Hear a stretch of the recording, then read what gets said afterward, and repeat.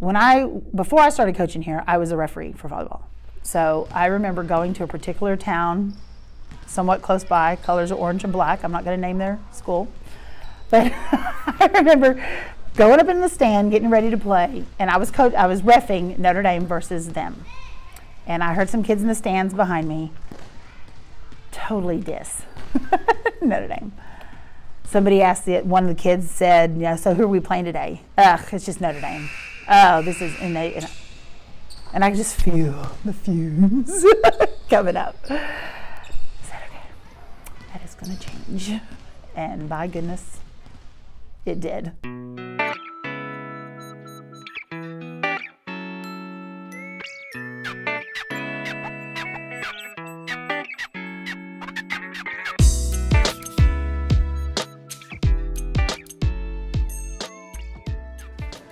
In the 1997-98 school year, the Lady Knights volleyball and basketball teams accomplished a feat none have since been able to repeat. Both teams from Notre Dame Catholic School in Wichita Falls, Texas, made the trip down south to Waco that year, each bringing back championship gold to the trophy case. And though the road to each title brought challenges of its own, players like senior Elena Contreras always expected the Lady Knights to achieve their ultimate goal. We always had a winning championship mentality. I think going into the season, nobody ever had to say that we're going to state. It was always just an expectation that we belonged there. That was definitely, we knew going into it that this was our year. We never had to say it, but we knew. Head coach Lisa Maka, a Notre Dame alumni and former athletic standout of her own, was the first to get a chance to lead her squad to the promised land. Determined to make good on her personal promise to make sure no one overlooked her alma mater on the court ever again, Maka knew this team had a chance to do something special. I felt we would be pretty good.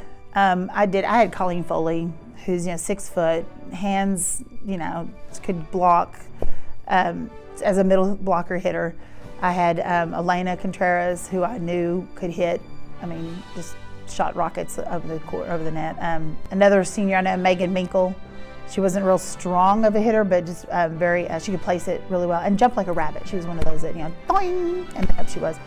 The sophomores I knew because I had Courtney Stewart, that was also another strong middle. She wasn't quite as tall, but could jump well. So I'm saying, I know the twins, Amy and Jessica. So one's a setter, one's a hitter. I just knew physically we had some talent, some athletic ability and talent. I was a sophomore, so being a little bit younger on a varsity team was really an honor to be. For me, I was a setter for the volleyball team. So to play with older seniors and kind of work up to their level was pretty awesome.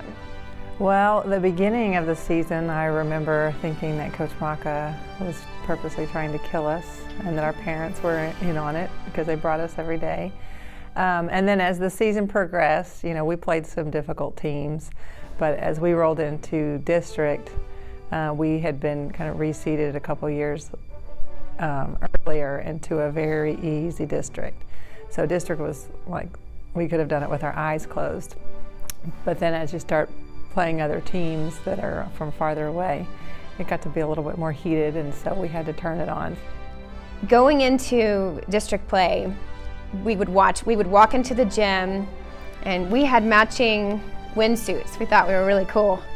We would walk in, and these other teams, they had athletes that were super tall, they looked professional, and we were overwhelmed. We would watch them warm up, and we just kind of had our jaws on the floor thinking, I don't know how this is going to go.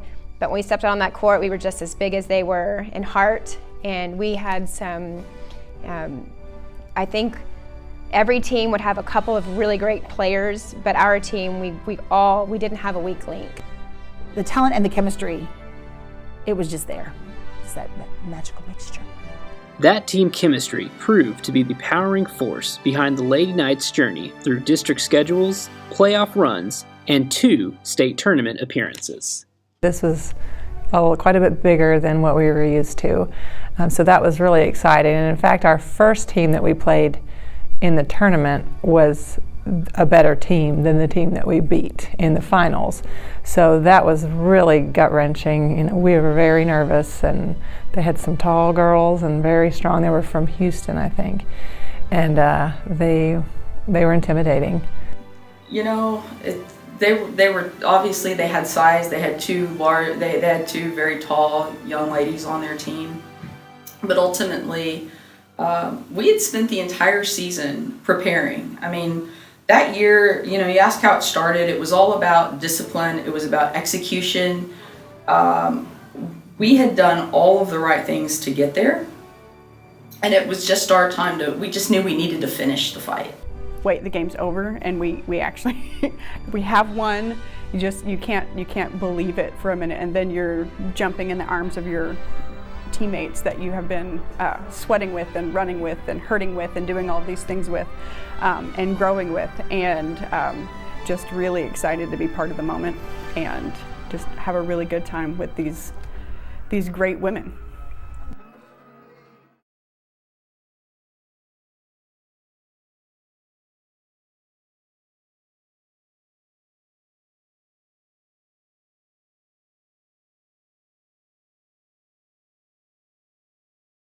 Hello, I'm Trisha Palomo. And I'm Ellen Parkey, and we're the directors of Back to Back, Finishing the Fight, A documentary about the 1997 and 98 Lady Knights volleyball and basketball state champions. We were amazed at the incredible accomplishment that has never been done again in the history of our school. It was such a great opportunity to bring back these individuals to the school over 20 years later to talk about their memories of this incredible journey. We came up with a few questions that we wanted to ask the players, and it was really interesting getting to see the different sides of the same story from different teammates. But the hardest part was to coordinate with people's schedules and get them here to interview. It took us 3 weeks to get all the interviews, and it took us about a couple of weeks in the editing room to put everything together.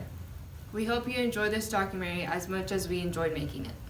This is a great story for young women like us to see what it takes to be a true champion.